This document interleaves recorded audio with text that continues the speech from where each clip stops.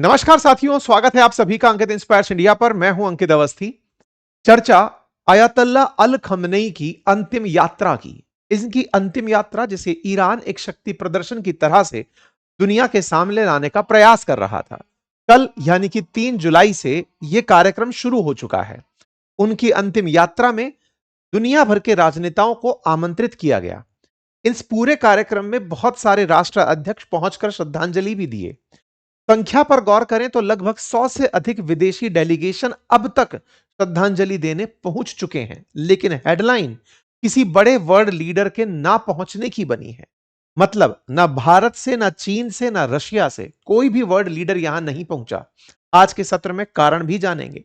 लेकिन कौन से देश के कौन से नेता पहुंचे, भारत से कौन से नेता पहुंचे, भारत की तरफ से अपोजिशन और तमाम प्रकार के धर्मावलंबियों, धर्म को मानने वाले लोगों में से कौन यहां पहुंचा, चर्चा करेंगे।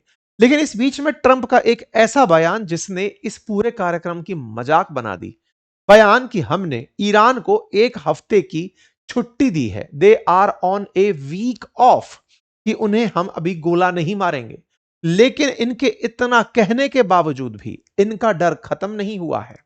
अपने पिता को अंतिम यात्रा में आकर श्रद्धांजलि देने खुद उनके बेटे मुज्तबा खamenei बाहर नहीं आए।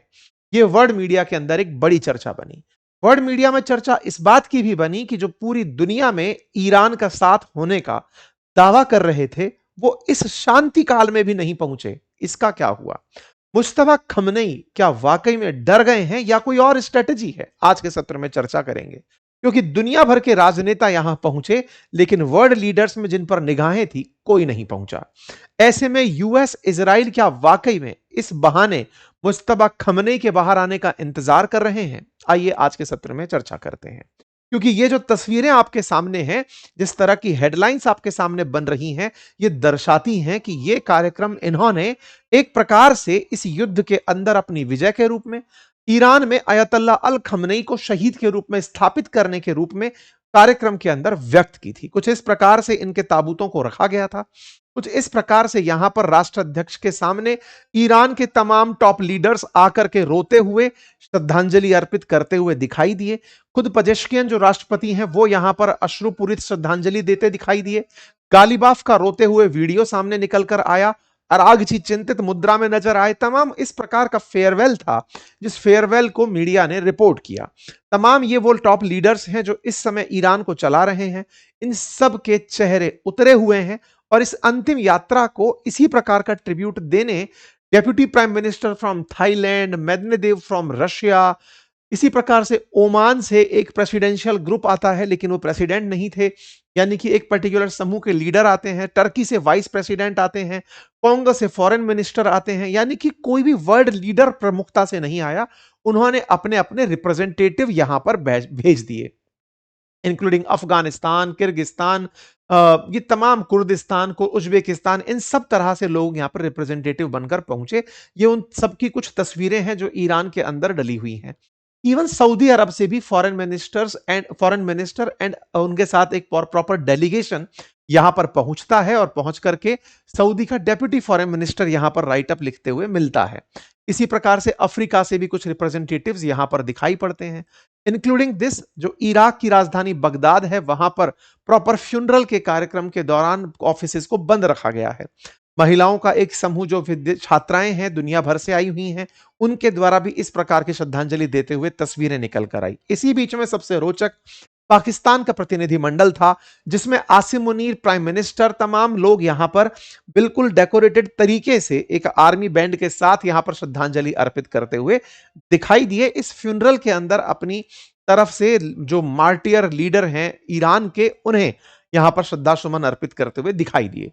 लेकिन यहां पर तस्वीरों में सबसे ज्यादा जो तलाश थी वो ये कि किस वर्ल्ड लीडर ने इसे यहां पर आना बेहतर समझा। और विशेष रूप से इन तीनों से उम्मीदें की जा रही थी कि ये तीनों लोग यहां पर प्रेजेंट होंगे, लेकिन कोई यहां पर नहीं पहुंचा। हम चर्चा करेंगे इन सब चीजों की तरफ, लेकिन इससे पहले आगे बढ़ें, आपके साथ में एक जानकारी रख देते हैं। आप जब भी टॉप वर्ल्ड लीडर्स को किसी मंच पर देखते हैं, तो आपके दिमाग में उनके काम से ज्यादा उनकी पर्सनैलिटी चलने लगती है। पुतिन का अपना एक अंदाज है, प्रधानमंत्री मोदी अपने आप को दुनिया के सामने एक प्रॉपर तरीके से कैरी करते हैं कि किस तरह से वो अपने आप को भीड़ से अलग रखें, कैसे अपने आप के लिए उन्होंने बकायदा इमेज बनाने वाली संस्थाएं जो उनको बताएं कि क्या करना है, कैसे करना है, क्या पहनना है, वो सब तरह की चीजें इमेज के लिए रखी हुई होती हैं। ये सब वर्ल्ड लीडर्स, वर्ल्ड के लोग इन्हें देख रहे हैं, उस हिसाब से अपने आप को लेकर चलते हैं। इसी को ध्यान में रखते हुए हमने एक प्रॉपर कोर्स प्लान किया था, जो कि पर्सनैलिटी डेवलपमेंट के लिए है। ये कोर्स लाइव हो चुका है, आप इसे जाकर के सुने। इसका इंट्रोडक्टरी वीडियो भी हम लोगों ने शो कर दिया है, जो सभी के लिए ओपन है, आप जाकर उसे सुने। लिंक कमेंट बॉक्स में पिन है, उस जरूरत को बताते हुए कि इसकी क्या जरूरत है असल में, कम्युनिकेशन मास्टरी असल में होती क्या है, कैसे आप अपने लिए डिफरेंट पर्सनैलिटी ट्रेट अपने जीवन में इनकलकेट करके अपने आप को बेहतरीन स्थान तक पा सकते हैं। उसके लिए हमने बहुत ही अच्छा एक कोर्स प्लान किया है। आप जाकर उसे एनरोल करें। शुरुआती दिनों में अंकित 33 कूपन कोड एक्टिवेट है, जिसकी वजह से आपको 33% डिस्काउंट कोर्स फीस के ऊपर मिल जाएगा। चलिए आगे बढ़ते हैं।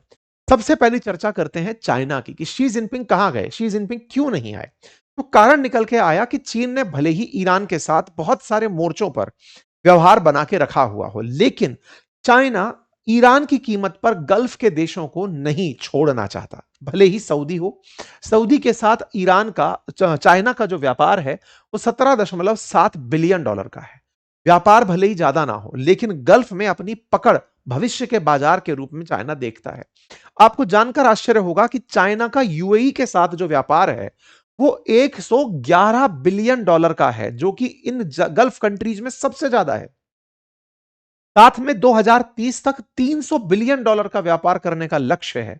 यह अपने आप में इतना बड़ा नंबर है कि भारत और अमेरिका $140 बिलियन का व्यापार करते हैं। तो यूएई जैसा देश चाइना से $111 बिलियन का ऑलरेडी व्यापार कर रहा है। ठीक इसी प्रकार से ओमान $24 बिलियन का कर रहा है, इंक्लूडिंग इजराइल। 2021 का आंकड़ा है जिसमें $33 बिलियन का ये लोग व्यापार कर रहे थे। इसका मतलब चाइना ने बैलेंसिंग एक्ट अपनाया। चाइना ने इधर ना जाकर औरों को साध लिया, बिल्कुल वैसे ही जैसे भारत की तरफ से भारत का कोई रिप्रेजेंटेटिव गया तो सही, लेकिन प्रधानमंत्री को इनवाइट आया था, प्रधानमंत्री नहीं गए, जिसकी वजह से हमने धर्म संकट की बात की थी। चाइनीज डेलीगेशन आपको यहां पर जाकर दिखाई देते हैं। ठीक इसी प्रकार से जहां तक बात हो भारत की, भारत के प्रधानमंत्री को भी बुलाया गया, लेकिन भारत ने भी पूरी तरह से अपने संतुलित विदेश नीति की परिचय यहां पर दी, क्योंकि इस समय ईरान, इजराइल, अमेरिका, हम सबको साथ लेकर आगे बढ़ रहे हैं। ऐसे में जब सबको लेकर साथ बढ़ रहे हैं, तो हमने अपनी तरफ से रिप्रेजेंटेटिव भेजे। कारण क्या था? क्योंकि अगर हम यहां पर प्रधानमंत्री को भेजकर नीतियों में परिवर्तन, मैंने आपसे पहले ही कहा था कि जब इनविटेशन आया था तो धर्म संकट पैदा हुआ कि प्रधानमंत्री जाएंगे या नहीं जाएंगे, तो उसका मध्य मार्ग निकाला गया, अपने प्रतिनिधि को भेज दिया गया। कारण भी था क्योंकि अमेरिका, यूएई हमें बिगेस्ट रेमिटेंसेस देने वाले देशों में है। ये आंकड़े हैं जो बताते हैं कि हमारे टॉप रेमिटेंस किन देशों से निकल कर आते हैं। ऐसे में हमारे देश के संबंध इजराइल के साथ, गल्फ देशों के साथ को हम हाशिए पे रखकर किसी एक देश के साथ संबंधों को बढ़ाने पर प्राथमिकता नहीं दे सकते थे। इसीलिए हमने मिनिस्टर ऑफ स्टेट जो विदेश मंत्रालय के हैं, उनको यहां पर भेजा। यानी कि हमारे जो मरघटिया जी जो हैं वो यहां पर थे, और साथ में बिहार के राज्यपाल यहां पर अता हसैन, वो भी यहां पर प्रेजेंट हुए भारत की तरफ से। और भारत से ही कुछ राजनेता जिन्हें इनविटेशन आया था, उनमें महबूबा मुफ्ती, सलमान खुर्शीद, ये राजनेता यहां पर आपको जाते हुए दिखाई दिए, जिन्होंने जाकर यहां पर श्रद्धांजलि अर्पित की अपनी तरफ से। जिन्हें इनविटेशन मिला था, यहां पर तमाम धर्मावलंबियों को बुलाया गया, तो यहां पर धर्मावलंबी यहां पर प्रेजेंट हुए थे। ठीक है, ये कुछ तस्वीरें हैं जिससे आप देख सकते हैं कि हिंदू, मुस्लिम, सिख, ईसाई का एक कॉम्बो यहां पर आपको दिखाई दे रहा है, जो यहां पर पहुंचे हुए दिखाई दिए। जहां तक बात रही पुतिन की, पुतिन ने भी यहां पर आने से अपने आप को रोका। इसके पीछे का कारण यह नहीं था कि ईरान और रशिया के बीच में दूरी आ गई है, नहीं। रूस भी चाहता था कि इस समय कहीं ऐसी कोई घटना ना घटित हो जाए जो रूस को जबरदस्ती किसी संघर्ष में ले आए, क्योंकि कहीं ना कहीं यह डर बरकरार है कि अगर मुज्तबा खमनेई बाहर दिखाई दिए, तो हो सकता है इजराइल उन्हें निशाना बना दे।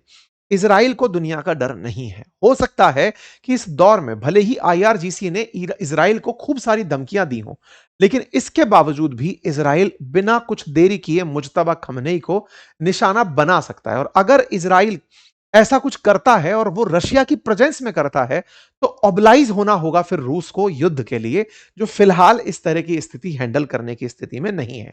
तो उन्होंने देवेंद्री मेदवेदेव को भेजा, जो कि पुतिन के काफी करीबी हैं।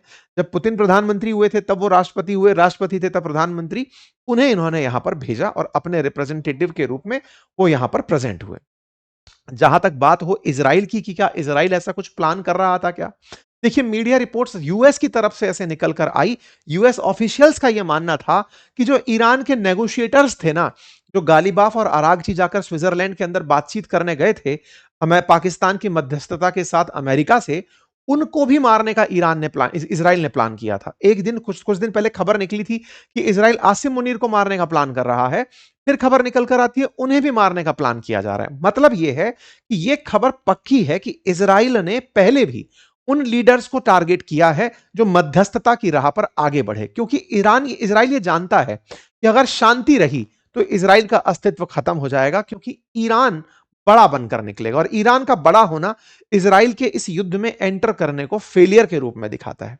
जहां इजराइल पहले से यह कहता आ रहा था कि हम इस युद्ध में विजेता बनकर निकले हैं, ओवरऑल ईरान के साथ हुई संधि इजराइल को हारता हुआ दिखाती है। इसी के चलते इजराइल की मजबूरी कहिए या फिर उसका सर्वाइवल के लिए प्रयास कहिए कि अगर हमने ये नहीं किया तो शायद हम जिंदा नहीं बचेंगे। इसी के चलते उन्होंने अली लारीजानी को मारा। वो एक एक करके उन सभी लोगों को टारगेट कर रहे हैं जो शांति की राह में बढ़ रहे हैं, लेकिन इजराइल ने इन्हें फेक न्यूज करार दिया कि नहीं नहीं, हम किसी को मारना नहीं चाहते। खैर, ईरान ने अमेरिका और इजराइल को इन 7 दिनों के लिए वार्न किया था कि हमारे जब फ्यूनरल प्रोसेस चले तब आप कुछ नहीं करेंगे, ये तो सच है।